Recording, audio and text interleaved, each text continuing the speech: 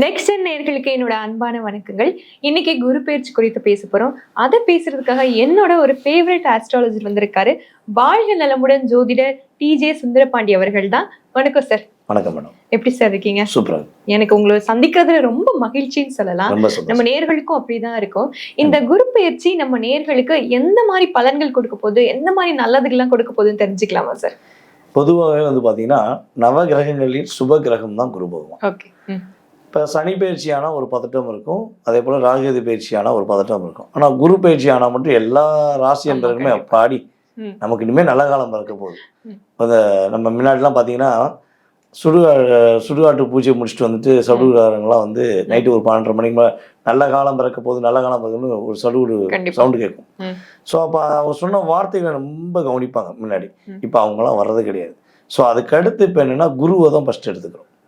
இந்த குரு பயிற்சி ஆகிட்டாலே நல்ல காலம் பிறக்க போகுதுங்கிற வார்த்தையை ஆட்டோமேட்டிக்காக மனசில் எல்லாருமே பயிற்சிக்கிறாங்க. ஒரு வீட்டில் ஒரு சுப நிகழ்ச்சி நடக்கணும் அப்படின்னா அந்த ராசி என்பவர்களுக்கு குருவுடைய பார்வை இருக்கணும்.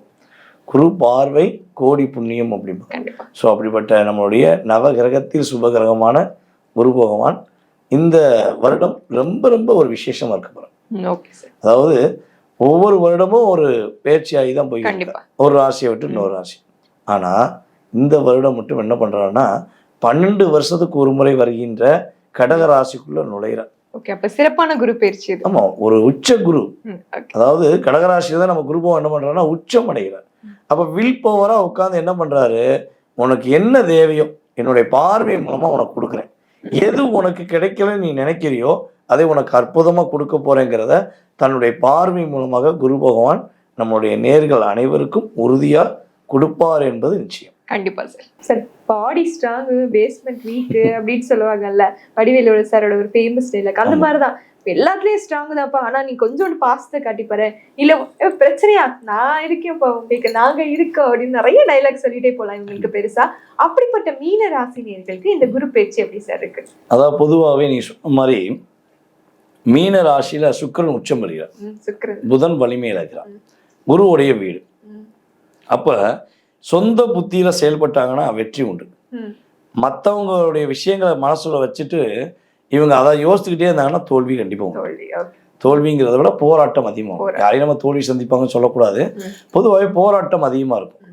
மன போராட்டத்தில் அதிகமாக சந்திக்கக்கூடிய ராசியில கிட்டத்தட்ட இந்த ஒரு 2022 மன போராட்டம் இல்லைன்னு சொல்லக்கூடிய நிலைமை நம்ம மீனராசிக்கு வந்ததுக்கான வாய்ப்பு குறைவு. நிறைய போராட்டங்கள் அந்த 2022 அவங்க சந்திக்காத போராட்டம் கிடையாது, சிந்திக்காத செயல்பாடு கிடையாது, நிறைய பிரச்சனை வந்துருச்சு. இப்ப சும்மாவே இருக்காம நம்ம சனி பகவானும் ராசிக்குள்ள ஜென்ம சனியா வந்துட்டார். அப்ப சனி பகவான் ஒரு காலத்துக்குள்ள வாழ்க்கையை புரட்டி போட்டார். எல்லா உறவுடைய தன்மைகளை ப்ரூவ் பண்ணிட்டார். நீ யாரெல்லாம் நம்பினியோ அவனுடைய செயல்பாடு என்னங்க புரிஞ்சுக்கோ. நீ என்னென்ன கஷ்டப்பட்டாலும் எவனும் வரமாட்டான். நீ உன்னுடைய வாழ்க்கையில உனக்காக வாழணுங்கிறத சனி பகவான் இப்போதான் உணர்த்தியிருக்கிறார்.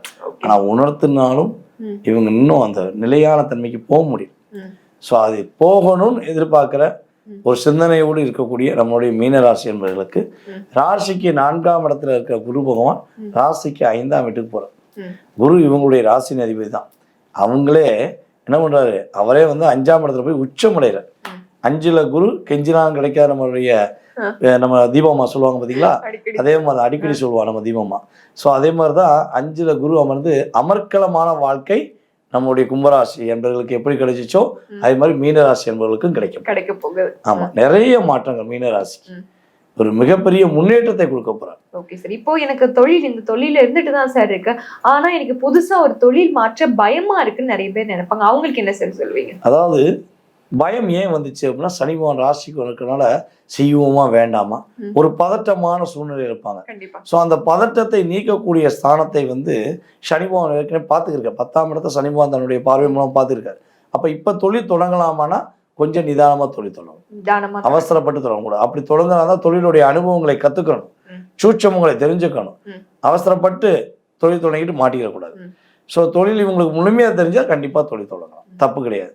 அதே போல இந்த பார்ட்னர்ஷிப் எப்பவுமே மீனத்துக்கு ஆகவே ஆகாது.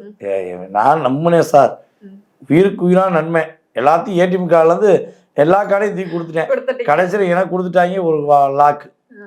நான் தான் லாக் ஆகி உட்காந்துருக்கேன். ஆமா. கார் வாங்கி கொடுத்தேன், சைக்கிளில் போகிறேன். ம். பைக் வாங்கி கொடுத்தேன், நடந்து தான் போகிறேன். அப்படி சொல்லக்கூடிய நிலைமை தான் நம்மளுடைய மீனராசிக்கு நடக்கும். ம். அவர் நண்பர் காரில் போவார், இவரு இவர் நடந்து போவார், டாட்டா காட்டிட்டு அவர் போய் இருப்பார். அந்த நிலைமை தான் மீனராசி கடந்த காலங்கள் நடந்திருக்கும். ஸோ அதே போல் வந்து பார்த்தீங்கன்னா நகையை கொடுத்து ஏமாந்ததெல்லாம் மீனராசி அதிகம். ம். அப்போ இந்த நிலையில் தன்னை தானே உணர்ந்து ம். தன்னுடைய வாழ்க்கையில் பிரகாசம் அடையக்கூடிய வாய்ப்பு குரு பகவான் கொடுக்க போகிறார். ம். சனி பகவானுடைய தாக்கத்தை குறைக்கக்கூடிய அளவுக்கு குருவுடைய அற்புதமான பார்வை இவங்களுக்கு ம். செயல்பட போது லாபங்கள் இரட்டிப்பாகும். சொந்த வீடு கட்டக்கூடிய பாக்கியம் உண்டு.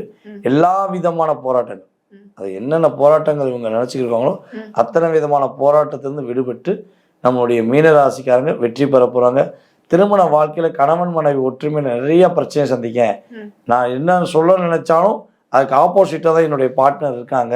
ம். எனக்கு ஒரு புரிதல் உண்டா இல்லையா, இப்படியே வாழ்க்கை தனிமையிலே போயிருமா நினைக்கக்கூடிய மீனராசி என்பவர்களுக்கு அந்த கொடுமையை நிவர்த்தி செய்து ம். ஒரு புரிதலுடன் வாழக்கூடிய பாக்கியத்தை நம்முடைய குருபகவான் கொடுக்க.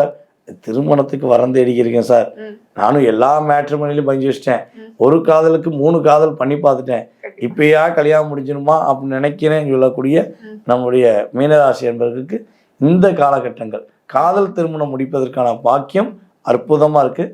அதனால் சுய ஜாதகத்தில் இவங்களுடைய 5ஆம் இடத்த அதிபதி வலுவாக இருந்தால், ம். சுக்கிரனுடைய ஆதிக்கம் சிறப்பாக இருந்தால் உறுதியாக இந்த காலகட்டம் காதல் திருமணம் முடிக்கக்கூடிய ராசியில் மீன ராசி ஒன்று. கண்டிப்பா சார். இவங்க காப்பாத்துப்பான்னு எந்த கோயிலுக்கு போய் சரணடைஞ்சிடணும்? நம்மளுடைய மீன ராசிக்காரங்க மதுரை மீனாட்சி அம்மனை வழிபாடு செய்கிறது. ம். அதாவது எப்பவுமே நான் மதுரை மீனாட்சி அம்மா தான் நம்ம வந்து பிடிக்க சொல்லுவேன். கண்டிப்பா. ஸோ அப்படி இருக்கும்போது மதுரை மீனாட்சி அம்மன் கோயிலில் போய் மனசார வழிபாடு செஞ்சு, அதாவது 2 முறை இந்த வருடத்தில் 2 முறை குரு பயிற்சி காலங்கள் 2 முறை மதுரை மீனாட்சி அம்மனை போய் வழிபாடு செஞ்சாங்கன்னா இவங்களுடைய எண்ணங்கள் நிறைவேறும். எல்லா விஷயங்களும் மகிழ்ச்சி அடையக்கூடிய பாக்கியம் உண்டு. மதுரை மீனாட்சி அம்மனை போற்றி போற்றி போற்றின்னு யாரெல்லாம் கீழே கமெண்ட்ஸில் போடுறாங்களோ அம்மனுடைய அருளால் ஒன்று அம்மனுடைய உருவத்தை பார்ப்போம், அதாவது இமேஜ் அவங்களுக்கு வந்து சென்றடையும்.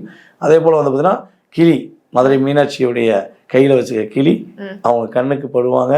ஒன்று இமேஜ் பார்ப்பாங்க அல்லது என்ன பண்ணுவாங்க, நேரடியாகவே பார்க்கக்கூடிய பாக்கியம் அவங்களுக்கு உறுதியாக அற்புதமாக அண்ணனுடைய ஆசீர்வாதம் கிடைக்கும். கண்டிப்பா சார். தனக்காக வாழாம மத்தவங்களுக்காக உயிரே கொடுக்கிற நம்ம மீன ராசினியர்கள் மறக்காம கமெண்ட் பண்ணிடுவாங்க, லைக் பண்ணுவாங்க, நம்புவோம். நன்றி சார். நன்றிம்மா.